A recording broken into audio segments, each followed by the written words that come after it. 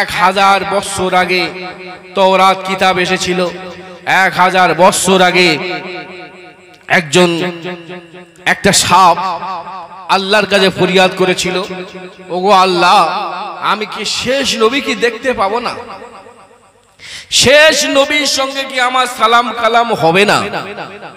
আল্লাহ বললেন, ওরে সাপ, আমি তো দোয়াটা কবুল করলাম। আমার নবী ওই যে গুহা আছে, ওই গুহার কাছে থাকবে, এই রাস্তা দিয়ে যাবে, ওইখানে তুমি অপেক্ষা করবে, আমার নবীর সঙ্গে তোর সালাম হবে। বলুন সুবহানাল্লাহ। সেই সাপ 1000 বছর আগে দোয়া করলো। হায়রে আমরা মুসলমান, আমরা যদি দোয়া করি, একটা সাপের যদি বা দোয়াটা আল্লাহ কবুল করে নিতে পারে, আমাদের আল্লাহ আখলাক এক মখলুক শ্রেষ্ঠ উম্মত করে পাঠিয়েছে, আমাদের দোয়া কবুল করবে। এক সময় মুহাম্মদ সাল্লাল্লাহু আলাইহি ওয়াসাল্লাম মক্কা ছেড়ে মদিনায় চলে যাচ্ছেন। কাফেররা ঘেরোয়া করেছে, কাফেররা চতুর্দিকে ঘেরোয়া করেছে। আমার নবী বললেন, আবু বকর, বাবা আবু বকর, মক্কা ছেড়ে চলে যেতে হবে বাপ। আলী কই বললেন, বাবা আলী, আমার বিছানায় তোমার থাকতে হবে।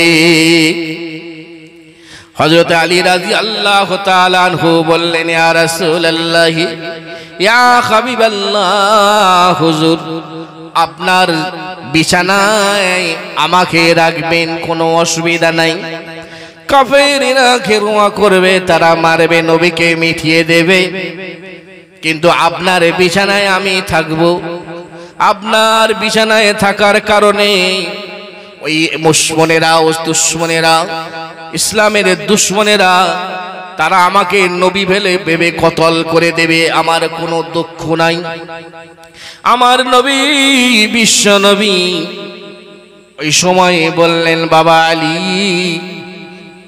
ওই সময় বললেন, আলীকে বললেন, নবী বললেন, আলী, তুমি যখন আমার বিছানায় শুয়ে থাকবে, চাদরটা ভালো করে ধরবে।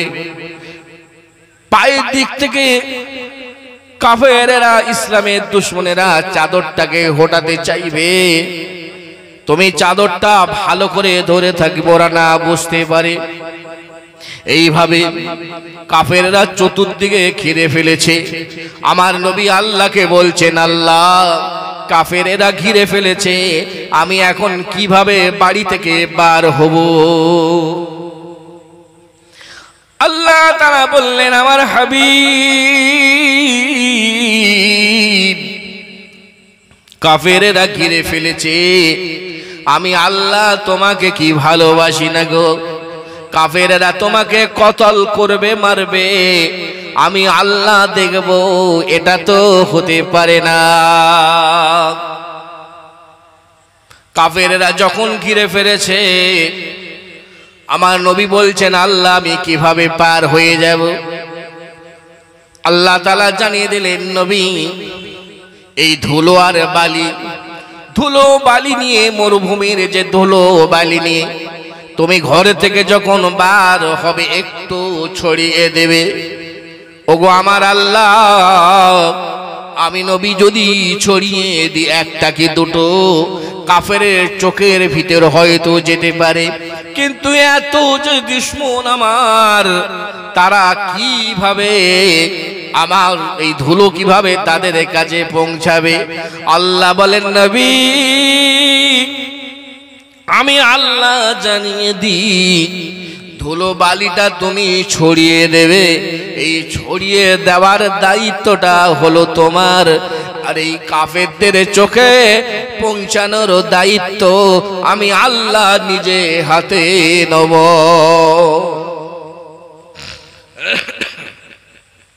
আমার নবী আস্তে আস্তে বার হয়ে গেলেন।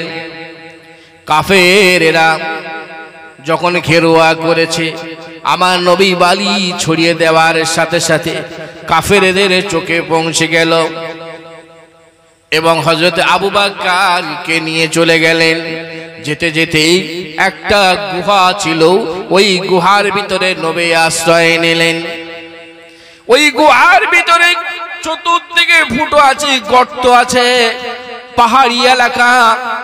আবু বকর রাদিয়াল্লাহু তাআলা আনহু নবীর সাহাবী বললেন, ইয়া রাসূলুল্লাহ, ইয়া হাবিবাল্লাহ, আমার কাছে যে পোশাকগুলো আছে, রুমাল আছে, গায়ের জামা আছে, এগুলো টুকরো টুকরো করে নিয়ে আমি গর্তের ভিতরে দিচ্ছি, আপনি একটু আরাম করে ঘুমান। নবীর সাহাবী হযরতে আবু বকর রাদিয়াল্লাহু তাআলা আনহু ওই সময় ওই টুকরো টুকরো করে নিয়ে গায়ের পোশাকগুলো টুকরো টুকরো করে কেটে কেটে ওই গর্তের ভিতরে দিতে শুরু করলেন। কিন্তু দেখা গেল একটা গর্ত এমন ছিল, একটা গর্ত এমন জায়গা ছিল, সেখানে কাপড় ছিল না, জামা ছিল না, কাপড়ের কোনো টুকরো ছিল না। ওইখানে কি আর করবে? আবু বকর রাদিয়াল্লাহু তাআলা আনহুকে বললেন, আমার নবী বললেন, বাবা তুমি একটু পাটা ছড়িয়ে দাও, আমি নবী একটু আরাম করি, ক্লান্ত হয়ে গেছে। হযরতে আবু বকর রাদিয়াল্লাহু তাআলা আনহু ওই যেখানে গর্ত ছিল পায়ের গোড়ালিটা নিয়ে ওইখানে ধরে রাখলেন, যাতে করে ওইখান থেকে কোনো সাপ এসে আমার নবীকে না আক্রমণ করতে পারে। কেন? গর্ত আছে, আর গর্তের ভিতরে থেকে যদি সাপ এসে নবীকে কামড়ায়, তার নবী অসুস্থ হয়ে যেতে পারেন। যদি কামড়ায়, কামড়াক, আমি আবু বকর, আমাকে কামড়াক, কোনো অসুবিধা নেই, আমার জীবন চলে যাক, আমার জীবনের বিনিময়ে যদি নবী বেঁচে থাকে এটাই হলো ধন্য। কত ভালোবেসেছে। আজকের আমরা মুসলমান, আমরা নামাজ নি, রোজা নি, টুপি নি, দাড়ি নি। আমরা মুসলমান কেউ দাড়ি কাটতে লজ্জা লাগে, দাড়ি কাটতে আল্লাহর কাছে ভয় লাগে, আর এ দাড়ি কাটতে আল্লাহর ভয় লাগে না। একজন মুসলমান ইমানদার মসজিদে এক ওয়াক্ত নামাজ কাজা করলে তার দিলে কলিজায় আঘাত লাগে, আর একটা মুসলমান মসজিদের পাশে যেতে তার লজ্জা লাগে। একজন মুসলমান কোরআন তেলাওয়াত করলে তার ভালো লাগে, আর একটা মুসলমান বলে দাবি করে কোরআন পড়লে সে বলে আমার কষ্ট হচ্ছে, কোরআন পড়লে তার কষ্ট হয়। হযরতে আবু বকর রাদিয়াল্লাহু তাআলা আনহু ওই যে গর্ত ছিল, ওই গর্তের ভিতরে পায়ের গোড়ালিটা ঢুকিয়ে দিলেন। আমার নবী ঘুমাচ্ছেন, আমার নবী আরাম করছেন। কিছুক্ষণ পরে আল্লাহর নবীর গায়ে, আপনার আল্লাহর নবী সাল্লাল্লাহু আলাইহি ওয়াসাল্লামের চেহারার উপরে একটু পানি পড়ে গেল। আমার নবীর ঘুমটা ভেঙে দেখেন আবু বকর রাদিয়াল্লাহু তাআলা আনহু কাঁদছেন। আমার নবী বলছেন, বাবা আবু বকর, তোমার কি ঘরের কথা মনে পড়ে গেল? বলি, ইয়া রাসূলুল্লাহ, ইয়া হাবিবাল্লাহ, আমার ঘরের কথা, বিবি বাচ্চার কথা মনে পড়ে নাই, কিন্তু যে গর্তটা আছে ওই গর্তের ভিতরে আমার পাটা ঢুকিয়ে দিয়েছি, ওইখানে থেকে বিষাক্ত একটা সাপ আমাকে কামড়েছে। বিষাক্ত সাপ কামড়ালে চেহারাটা হলুদ হয়ে যায়। সাপে কামড়ালে আস্তে আস্তে বিষেতে হলুদ হয়ে যাবে, চোখেতে পানি আসবে, শেষ পর্যায়ে মরণের মতো হয়ে যাবে। আমার নবী বললেন, বাবা আবু বকর, ও বাবা আমার সাহাবী আবু বকর, তুমি কেন বললে না বাবা যে আমাকে কামড়েছে? বলে, ইয়া রাসূলুল্লাহ, ইয়া হাবিবাল্লাহ, আপনি আরাম করছেন, আপনি ঘুমাচ্ছেন, আপনাকে ব্যাঘাত ঘটবে, আমি না জানি, আমার এই কষ্ট হয় হোক, আমার কোনো দুঃখ নাই, আমার জীবন চলে যাবে, আমার কোনো দুঃখ নাই, কিন্তু আমার নবী ঘুমাচ্ছে, আমার নবীকে ডাকা যাবে না। আল্লাহ নবী বললেন, বাবা আবু বকর, পাটা তুলো। আমার নবী বললেন, বাবা আবু বকর, পাটা বার করো। পাটা তোলার সাথে সাথে আমার নবী থুতু মোবারকটা লাগানোর সঙ্গে সঙ্গে আবু বকরের জ্বালা যন্ত্রণাটা একেবারের মতো ভালো হয়ে গেল। সাপটা বার হয়ে গেল। আসসালামু আলাইকুম। ইয়া রাসূলুল্লাহ, ইয়া হাবিবাল্লাহ, আপনার সাহাবীকে আমি কষ্ট দিয়েছি, মাফ করবেন। এখানে গোতা দিই, ওখানে গোতা দিই, সর্ব জায়গায় বন্ধ, জানালা বন্ধ গো। ওগো আমার নবী, আমার ইচ্ছা ছিল না যে সাহাবীকে কামড়াবো, কিন্তু আমার কিছু রাস্তা আমি পেলাম না, কিভাবে আপনাকে আমি সালাম দেব। আমি আপনাকে সালাম দেওয়ার জন্য আমি 1000 বছর আগে দোয়া করেছিলাম আমার নবীর সঙ্গে যেন সাক্ষাৎ হয়, কিন্তু আমি ঠিক জায়গায় চলে এসেছি যেখানে আমি গর্ত, যেখানে সকল মারি দেখি না শুধু কাপড় বন্ধ করা আছে। একটা জায়গায় নরম মতো লাগলো, ওখানে হয় দংশন করার কারণে পাটা তুলে নেবে, কিন্তু আপনার সাহাবী আবু বকর এত ভালোবাসে, এত দংশন করলাম তবু পাটা তুলে নাও। তারপরে পাটা তুলেছে, আপনার কাছে এসেছি, আমি একদম জঙ্গলের সিংহ, আপনি জঙ্গলের একটা সাপ, আমাকে ক্ষমা করবে। আল্লাহর নবী বললেন, তুমি তো জঙ্গলে থাকো, একটা পাহাড়ে গর্তে সাপ থাকো, তোমার কোনো অপরাধ নাই। আমি নবী, আল্লাহ তাআলা ওয়ামা আরসালনাকা ইল্লা রাহমাতাল লিল আলামিন, আল্লাহ আমার নবীকে আমাকে রহমত স্বরূপ করে প্রেরণ করেছে, রহমত স্বরূপ করে পাঠিয়েছে। তুমি সাপ আমার কাছে এসেছো, আমি তোমাকে মাফ করে দিলাম। যুবক ভাই জওয়ানেরা, আল্লাহ ওয়ালা ভাইরা, আমরা মুসলমান, আমাদের তিলে তিলে বিপদ আসবে, কখনো ঝড় আসবে, কোনো গায়ের কমের আমাদের উপরে অত্যাচার করবে, মাদ্রাসা কেড়ে নেবে, মসজিদ কেড়ে নেবে, এমন একটা দিন আসছে মাথায় আপনার টুপি রাখা যাবে না, দাড়ি রাখা যাবে না। হায়রে মুসলমান, একদল মানুষ তারা বলছে আমরা মিলেমিশে থাকবো, আর একদল মানুষ তারা বলছে না না, তাদের মধ্যে ভাগাভাগি করা যাবে না। কিন্তু ইসলাম ধর্ম বলে গায়ের যে রক্ত আছে এই রক্তটা সমান। একজন মানুষ অসুস্থ হয়ে গেছে, হসপিটালে রক্ত লাগবে, ওই রক্তটা কোন মুসলমানের, কোন হিন্দু খ্রিস্টানের এইভাবে বাঁচাই হয় না। ইসলাম ধর্ম বলে সকলে সমানভাবে থাকবে। তুমি পানি বলো পানি বলো, ও জল বলে জল বলে, ও ওয়াটার বলছে ওয়াটার বলো, ও আরববাসী মা বলছে মা মানে পানি পানি বলো, সবাই মিলেমিশে থাকো।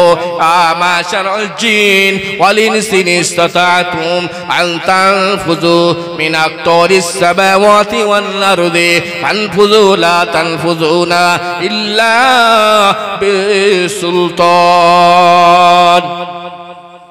আল্লাহ তাআলা বললেন, হে আমার মানব, হে জিন সম্প্রদায়, তোমরা যে বাড়াবাড়ি করছো, তোমরা যে আমার জমিনে লাফালাফি করছো, তোমাদের নিস্তাতাতম, তোমাদের কি কোনো ক্ষমতা আছে, তোমাদের কি কোনো তাকওয়াত আছে? আমার এই জমিন ছেড়ে তোমরা অন্য রাজ্যে চলে যাবে, আমার এই দেশ ছেড়ে, আমার এই জমিন ছেড়ে, আমার এই দুনিয়া ছেড়ে অন্য জায়গায় চলে যাবে। অন্য জায়গাতে যদি যাও, সে জায়গাটা হলো আমি আল্লাহ আমার কবজায়। যদি তুমি মাটির তলায় চলে যাও, সেই জায়গাটা হলো আমার। আমার রাজত্বে থাকতে হলে আমার হুকুম মানতে হবে, রাসূলের আদর্শ মানতে হবে, তাহলে নাজাত পেয়ে যাবে। হে মুসলমান, মুসলমানের উপরে অত্যাচার হবে, জুলুম হবে, মুসলমান মুসলমান ধৈর্য ধরবে, আল্লাহর কাছে সবর করবে, আল্লাহ তাআলা কামিয়াব করে দেবে। যারা আল্লাহওয়ালা হবে, আল্লাহওয়ালা হবে, আল্লাহওয়ালা যারা হবে, তাদের তাহাজ্জুদের নামাজ ফাঁক যাবে না, তাদের রমজানের রোজা ফাঁক যাবে না, তারা আপনার আল্লাহর হুকুম মোতাবেক চলবে। দিল্লি জামে মসজিদ শাহজাহান বাদশাহ বলে দিল, একটা মসজিদ তৈরি করব, কে আছো গো বলো, আমার এই মসজিদটা তৈরি করব। তোমরা কেউ আছো? এলাকার হাজার হাজার মানুষ, শত শত মানুষ বলল, আপনি কিভাবে মসজিদ তৈরি করবেন? উনি বললেন, শাহজাহান বাদশাহ, দিল্লি সম্রাট বললেন, আমি স্বপ্ন দেখেছি এইভাবে মসজিদ তৈরি হবে। সেই স্বপ্নর ব্যাখ্যাটা কেউ বলতে পারলো না, কেউ বলতে পারলো না।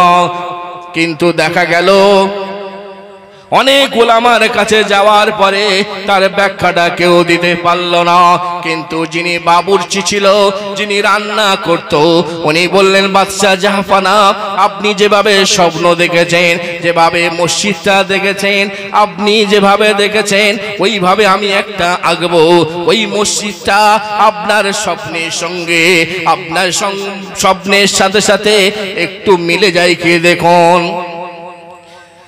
বাদশাহ শাহজাহান ওই সময়ে বলেছিলেন, এত বড় বড় আলেম ওলামা, বড় ইঞ্জিনিয়ার যারা ছিল, কেউ আমার স্বপ্নের এই মসজিদটা বানাতে পারে না, কিন্তু তুমি বানাবে বলছো, একবার আমাকে দেখাও, আমাকে একবার দেখাও। শাহজাহান বাদশার ওই যে খাদেমদারে রান্না করতো বাবুচি, ওই বাবুচি এইরকম আঁকতে আঁকতে এইভাবে আঁকা কমপ্লিট হয়ে গেল। বাদশাহ শাহজাহান বলল, আল্লাহর কসম করে বলে, ওরে আমার বাবুচি, তুমি যে আঁকেছো, যেটা এঁকেছো, আমার ঘুমের মাধ্যমে, আমার ঘুমের মাধ্যমে আমি স্বপ্নে যে মসজিদ দেখেছিলাম, এই আঁকার কারণে সেটা হুবহু একই হয়ে গেছে। ওই বাবুর্চি ওই সময় বলেছিলেন, ওরে বাদশাহ শুনে রাখুন, ওরে বাদশাহ শুনে রাখুন, আপনি যে মসজিদটা বানাচ্ছেন, এই মসজিদটা হলো কোন দুনিয়ার মসজিদ নয়, এই মসজিদটা হলো জান্নাতি মসজিদ। এই মসজিদটা কি মসজিদ? জান্নাতি মসজিদ, দিল্লির জামে মসজিদ। বাদশাহ শাহজাহান ওই সময় বললেন, এই মসজিদে তৈরি হবে, এই মসজিদটা তৈরি হবে, এমন মানুষ ভিড় দেবে, এমন মানুষ ভিড় দেবে যার 40 বছর তাহাজ্জুদের নামাজ কাজা হবে না, 40 বছরের জুম্মা কাজা হবে না, 40 বছর জোহরের নামাজ কাজা হবে না, 40 বছরের আপনার নফল ইবাদত কাজা হবে না। ওই ব্যক্তিটা দিল্লির জামে মসজিদে ওই ব্যক্তিটা ভিড় দেবে, তারে নাম দেয়া হবে। অত শত মানুষ এসে গেল, আইরে বাদশার ওই মসজিদটা আমি ভিড় দেব। আমাদের কৌতলায় যদি একটা মাদ্রাসা মসজিদ হয়, এলাকার ভালো আলেমকে জিজ্ঞাসা করা হয়, বুজুর্গানে মানুষ, আল্লাহওয়ালা মানুষদের হাতে একটা ভিড় দেওয়া হবে। কিন্তু যদি বলা হয় 40 বছর যার ফজরের নামাজ কাজা নাই, ওই ব্যক্তিটা ভিড় দেবে, একটা লোক খুঁজে পাওয়াটা বড় কঠিন হয়ে যাবে। বাদশাহ শাহজাহান ওই সময় বললেন, এমন মানুষ ভিড় দেবে যার 40 বছরের কোনো নামাজ কাজা হবে না। শত শত হাজার হাজার মানুষ এলো, বাদশার দাওয়াত তারা কবুল করলো। ভিড়টা কে দেবে বাবাজি? কারোর খবর পাওয়া গেল না।